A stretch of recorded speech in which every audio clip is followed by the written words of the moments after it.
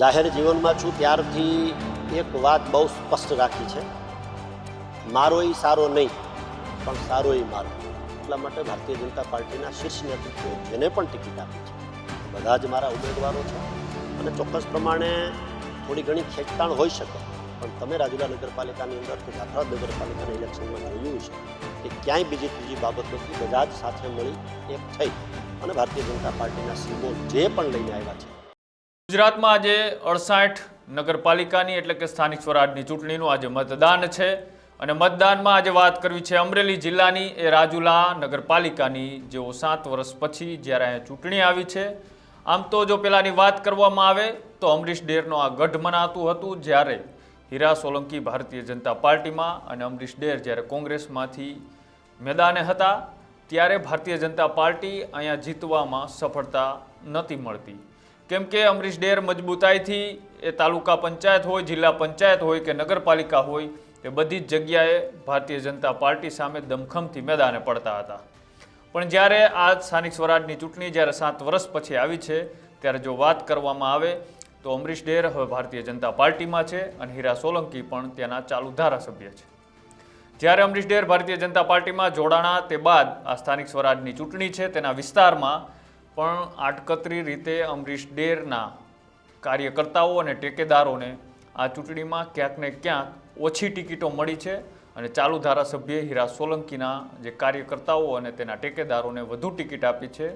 અને આ ચૂંટણીમાં ક્યાંય પણ અમરીશ ડેર સક્રિય રીતે ક્યાંય પ્રચાર કરતા પણ જોવા નથી મળી રહ્યા, એટલે ચોખ્ખું એ દેખાઈ આવે છે કે ગજગા હજી બંને વચ્ચે જેવો પહેલાં હતો એકબીજાની સામે લડતા હતા એ જ રીતના હવે બંને એક પક્ષમાં આવી ગયા છતાં પણ અત્યારે બંને વચ્ચેની હરીફાઈ અને બંને વચ્ચેનો જે ડખો છે એ જ્યારે ચૂંટણીમાં જોવા મળતો હતો પણ ચૂંટણી બાદ પણ હજી પણ રાજુલામાં બે ફાટા આમાં દેખાઈ આવે છે. જ્યારે અમરીશ ડેર પણ મતદાન કરવા પહોંચ્યા હતા અને મતદાન કરતી વખતે જ્યારે મીડિયા દ્વારા અમરીશ ડેરને પૂછવામાં આવ્યું ત્યારે આડકતરી રીતે અમરીશ ડેરે પણ સ્વીકાર્યું કે મારા કાર્યકર્તાઓને ઓછી ટિકિટ મળી છે, પણ જે સારો એ મારો અને મારો એ ભારતીય જનતા પાર્ટીનો. આડકતરી રીતે તો તેમણે કહ્યું કે ક્યાંક ને ક્યાંક ટિકિટો કપાય છે પણ અમે ભારતીય જનતા પાર્ટી સાથે વરેલા છીએ અને જેમને પણ ટિકિટો આપી છે તેમને જીતાડવા અમે તનતોડ મહેનત કરી છે. આમ તો અમરીશ ડેર રાજુલામાં કે પ્રચાર કરતા નથી જોવા મળ્યા, પણ મતદાન કરતી વખતે જેમને શું કહ્યું એ પણ તમે સાંભળો. અંદાજે 7 વર્ષ પછી સ્થાનિક સ્વરાજ્યની ચૂંટણીઓ યોજાઈ છે. અમરેલી જિલ્લાની જો વાત કરીએ તો રાજુલા, જાફરાબાદ, ચલાળા અને લાઠી આ 4 જગ્યાએ નગરપાલિકાની ચૂંટણી છે. એ સંદર્ભે હું પણ આજે મારા માતુશ્રી અને સમગ્ર પરિવાર સાથે મતદાન કરવા પહોંચ્યો છું. અને લોકશાહીનું આ સૌથી મોટું પર્વ છે. લોકશાહીને ટકાવી રાખવા માટે સૌથી વધુ મહત્ત્વની વાત હોય તો એ લોકોની જાગૃતતા સાથે મતદાન છે. મેં પણ પરિવાર સાથે મતદાન કર્યું છે અને આપના માધ્યમથી હજી ઘણો બધો સમય બાકી છે ત્યારે દરેક મતદારોને પોતાની પવિત્ર ફરજ અદા કરવા માટે નમ્ર અપીલ કરું છું, નમ્ર સૂચન કરું છું.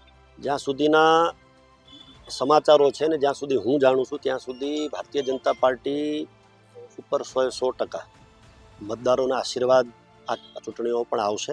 ભૂતકાળની ચૂંટણીઓમાં પણ ભારતીય જનતા પાર્ટીના મોટાભાગના ઉમેદવારો જુદી જુદી ઇલેક્શનમાં જીત્યા છે. એ મુજબ આ વખતે પણ સ્થાનિક સ્વરાજ્યની ચૂંટણીમાં ભારતીય જનતા પાર્ટીના બધા જ ઉમેદવારો જંગી બહુમતીથી ચૂંટાશે એવું મારું સ્પષ્ટ પ્રમાણે માનવું છે. જાહેર જીવનમાં છું ત્યારથી એક વાત બહુ સ્પષ્ટ રાખી છે, મારો એ સારો નહીં પણ સારો એ મારો.